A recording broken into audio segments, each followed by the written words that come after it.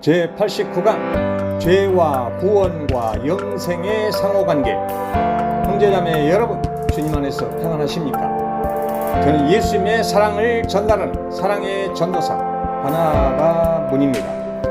오늘은 죄와 구원과 영생의 상호관계라는 제목으로 제89번째 특강을 진행하고자 합니다. 믿음의 여정에서 죄와 구원과 그리고 영생의 의미가 무엇이며 어떤 상호관계가 있는지를 깨닫는 것은 너무나도 중요합니다. 이 세 가지 주제를 개혁주의 주장과 예수님의 말씀을 중심으로 완벽하게 정리하고자 합니다.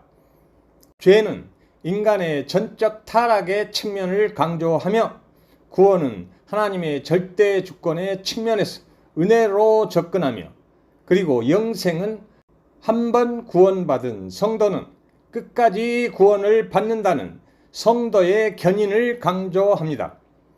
죄와 구원과 영생에 대하여 개혁주의에서 주장하는 논리를 좀 더 구체적으로 살펴보도록 하겠습니다.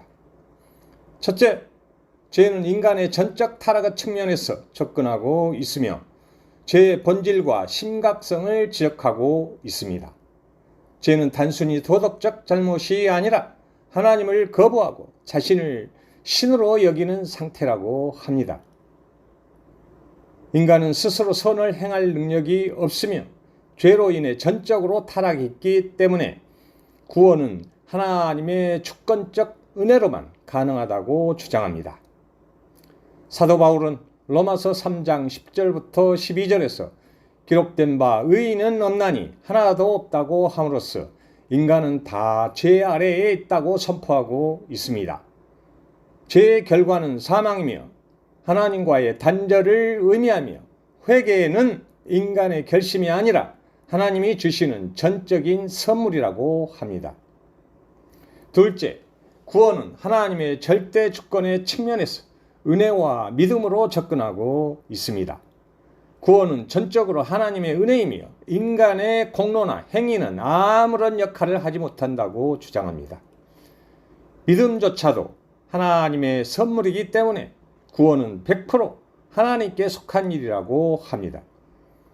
에베소서 2장 8절부터 9절에서 너희는 그 은혜에 의하여 믿음으로 말미암아 구원을 받았으니 이것은 너희에게서 난 것이 아니요 하나님의 선물이라.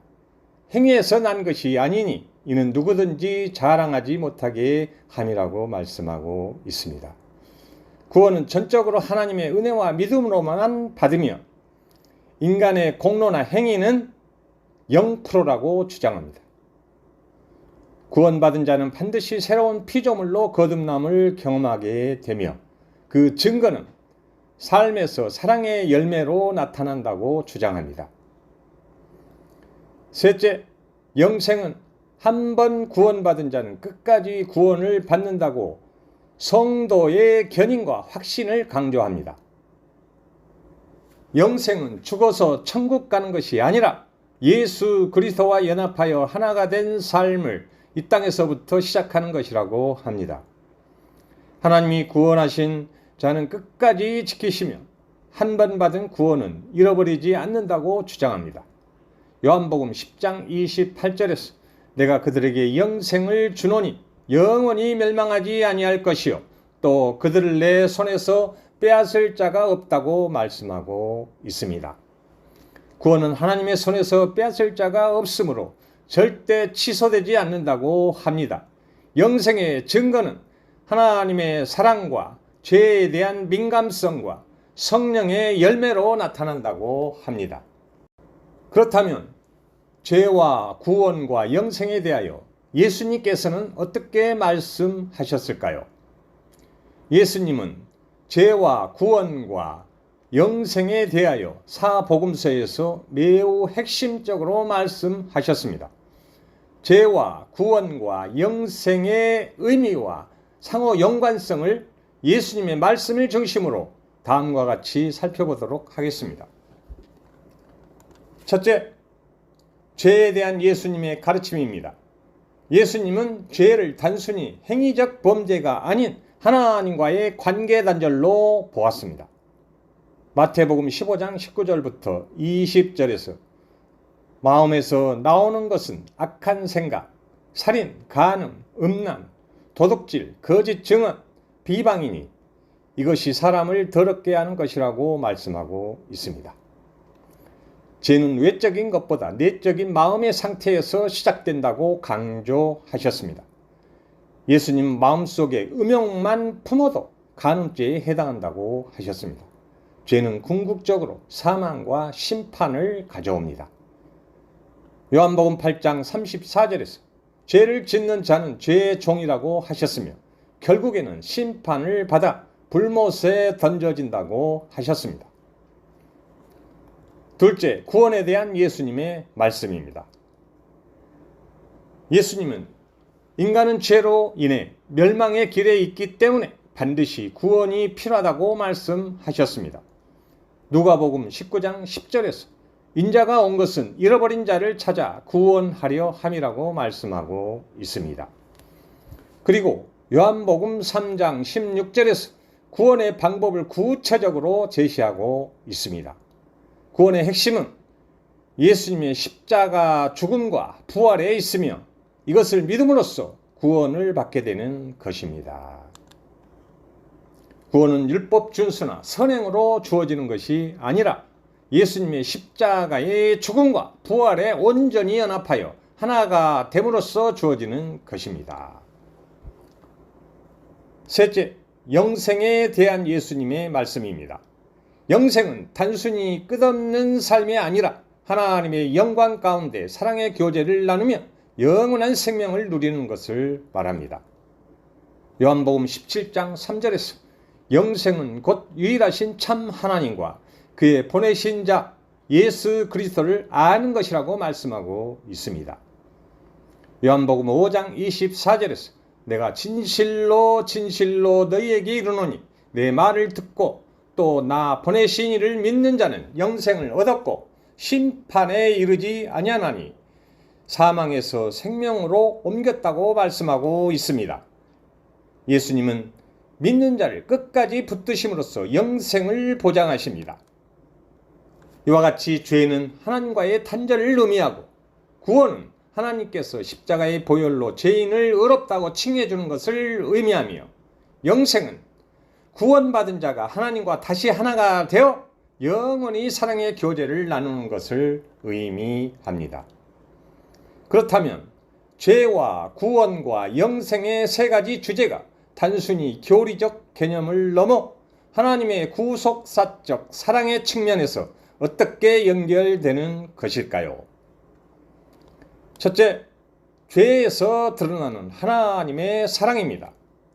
죄의 본질은 하나님을 떠나 자기 힘으로 살아가려고 하는 인간의 반역이라고 할 수 있습니다. 하나님은 죄와는 함께 하실 수 없지만 죄인을 미워하거나 버리지는 않습니다. 하나님의 사랑의 표현은 최초로 죄를 지은 아담과 하와를 죽이지 않고 가죽옷을 지어 입히셨습니다. 인간이 죄를 지었을 때 하나님은 즉시 심판하지 않으시고 원시 복음을 주어 구원할 것을 약속하셨습니다. 이것이 죄에서 드러나는 하나님의 사랑입니다. 둘째, 구원에서 드러나는 하나님의 사랑입니다. 요한복음 3장 16절에서 하나님이 세상을 이처럼 사랑하사 독생자를 주셨으니 이는 저를 믿는 자마다 멸망치 않고 영생을 얻게 하려 하심이라 라고 말씀하고 있습니다. 구원은 인간의 공로가 아니라 하나님의 전적인 은혜와 사랑의 결과이며 사랑의 최고 표현은 십자가 사랑입니다. 예수님의 십자가의 죽음은 하나님의 사랑을 확증하는 사건입니다. 하나님의 사랑은 죄인을 위해 자신을 내어주는 희생적 사랑입니다. 셋째, 영생에서 드러나는 하나님의 사랑입니다. 영생은 단순히 죽어서 천국에 가는 것이 아니라 하나님과 끊어지지 않는 사랑의 관계를 의미합니다. 요한복음 17장 3절에서 영생은 곧 유일하신 참 하나님과 그의 보내신 자 예수 그리스도를 아는 것이라고 말씀하고 있습니다. 하나님의 사랑은 구원으로 끝나지 않고 영원히 함께 하시는 사랑으로 완성됩니다. 영생은 하나님의 품 안에서 누리는 사랑의 충만을 의미합니다.